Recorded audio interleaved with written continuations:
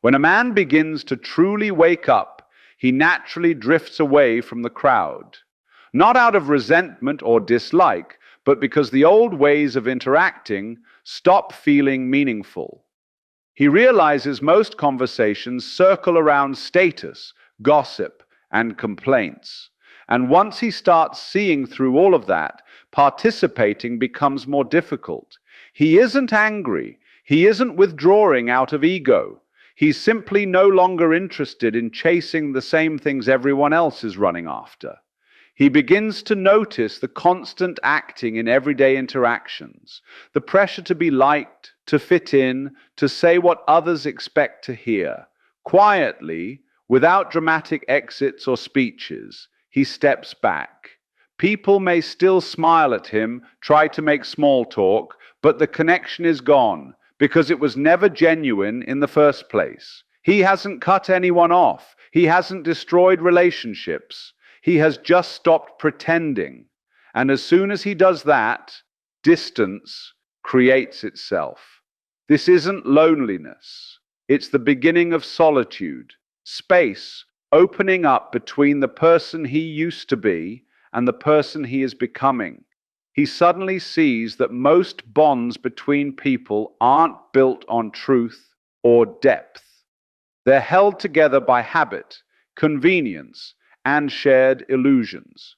People connect by complaining about their jobs, chasing status, or defending beliefs they've never actually examined. He used to do it too. He used to mistake that for real connection, but now it just feels like noise. He becomes aware of how often people talk just to avoid silence, how much effort goes into keeping up a certain image, how deeply everyone relies on constant approval, agreement, and reassurance. And once he no longer depends on those things himself, he begins to notice how strongly others cling to them. How many relationships continue not because of honesty, but because everyone silently agrees to maintain the same narrative. He understands why people hold on to the familiar. He still cares. He still listens. He just refuses to participate in the performance anymore. That quiet shift, small, almost invisible, creates distance on its own. From the outside, he might look unchanged. He still shows up. He's still courteous. He hasn't disappeared from the world. But something essential inside him has moved, and the people around him sense it, even if they can't explain it. They notice he isn't trying to impress anyone, that he no longer seeks approval, that he stepped out of the social game entirely. Some admire that clarity. Others find it uncomfortable because he's no longer predictable, no longer playing a role designed for their comfort.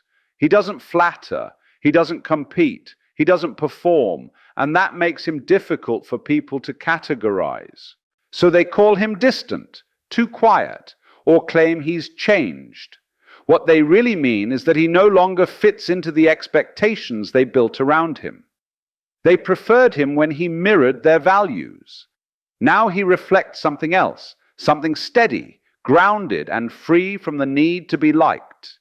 People see him, but they don't truly know him, because knowing him now would require them to see what he sees. And most people aren't ready for that. He once believed that staying connected meant constant involvement, showing up, joining conversations, maintaining the appearance of closeness. But over time, that definition shifted.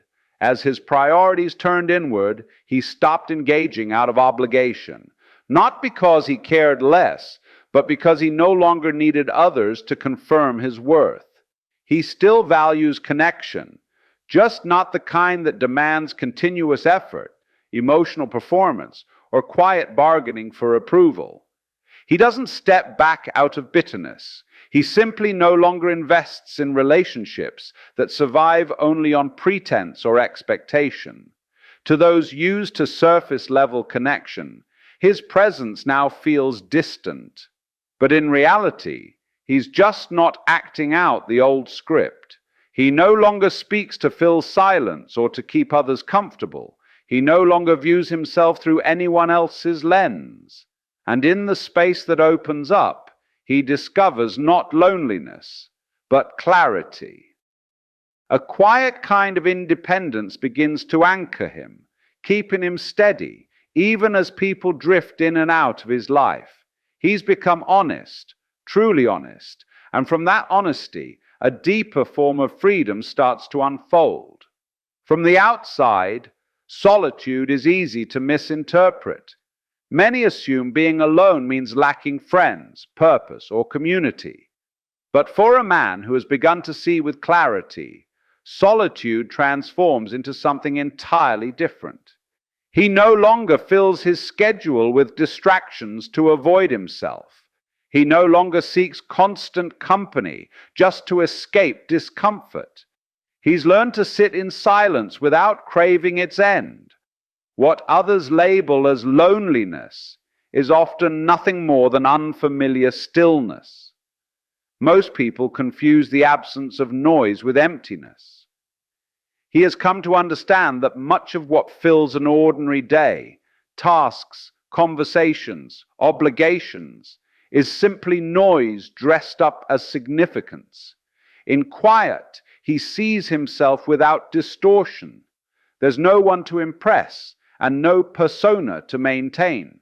That clarity, although unsettling at first, becomes a powerful source of strength. He hasn't turned away from people, but he no longer relies on them to feel whole.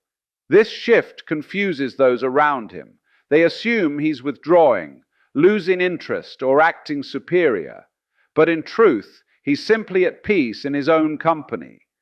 He has faced the silence that most run from and discovered it wasn't silence at all.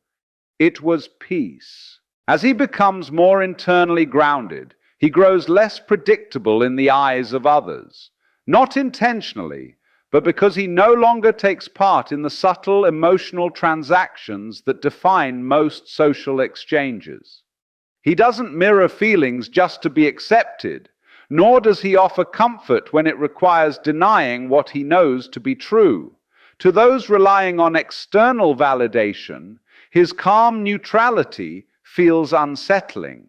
They read arrogance in his quiet, judgment in his stillness, distance in his composure, but none of those interpretations are accurate. He's simply finished managing how others perceive him. Much of what people call connection is actually performance, a mutual agreement to uphold shared illusions. Once he steps outside of that arrangement, the illusion breaks on its own. He doesn't argue, provoke, or attempt to change anyone's mind. Yet his refusal to offer the usual cues, approval, flattery, emotional reassurance, makes others uneasy. As a result, many of his old friendships begin to fade, not through conflict, but because the foundation they rested on no longer exists. He starts to see how often relationships are held together by habitual complaints, predictable routines, or mutual stories that no one questions. When he stops participating in those patterns, the bond naturally dissolves. He no longer agrees just to belong. He no longer entertains conversations that avoid real substance. He has no desire to maintain connections that require him to shrink himself. This shift is not a rejection of others. It's simply a realignment of what he is willing to give his energy to. True friendship becomes quieter, simpler, and far more rare. It is no longer built on shared illusions, but on genuine recognition. Two people who don't need each other, yet choose to walk side by side without expectation. Connections like these can't be forced. They appear on their own, if they appear at all, and only when both people have stopped looking for someone else to complete them. Most social interactions are built on quiet, unspoken agreements. You support my view, I'll support yours. We won't dig too deep. We won't question each other's assumptions. We'll pretend to agree, even when we don't. He used to follow those rules because that's simply how everyone interacted. But once he steps outside that pattern, the entire dynamic begins to crumble. He no longer offers comfort just to smooth tension. He no longer nods along when he disagrees. He's done performing the small rituals that keep others comfortable while making him feel inauthentic. This isn't rebellion, it's clarity. And that clarity is unsettling because it reveals how much of everyday social life is built on mutually avoiding uncomfortable truths. People notice, even if they can't articulate what changed. They feel it. Something familiar disappears. The steady flow of reassurance, validation, and distraction. And when he stops feeding that cycle, the cycle weakens. Conversations become strained. Invitations slow down. What once felt warm and habitual begins to feel stiff and uncertain. Not because he's offended anyone, but simply because he no longer sustains a system he no longer believes in. As his insight deepens, something unexpected happens. He starts to need far less, not just in a material sense, but emotionally, socially, intellectually. He no longer searches for recognition. He no longer depends on others to affirm what he already understands within himself. And as that dependency fades, many relationships that once relied on it naturally fall away. Here lies the paradox. The clearer he becomes within himself, the quieter his life becomes. Not because he's shutting people out, but because so much of what once occupied his world was driven by a craving for external validation. Without that craving, most social interaction feels optional, sometimes even irrelevant. He stops trying to be understood. He stops explaining himself. He no longer measures his worth by the space he occupies in someone else's mind. From the outside, it may look like he's pulling away, but internally it's the opposite. He's settling into something steady, grounded, and real. He still values connection, but only when it forms naturally, without pressure or performance. He hasn't grown cold. He's simply stopped relying on others to feel whole. In that independence lies a depth that attachment alone can't offer. Once he wakes up, he can't unknow what he's learned.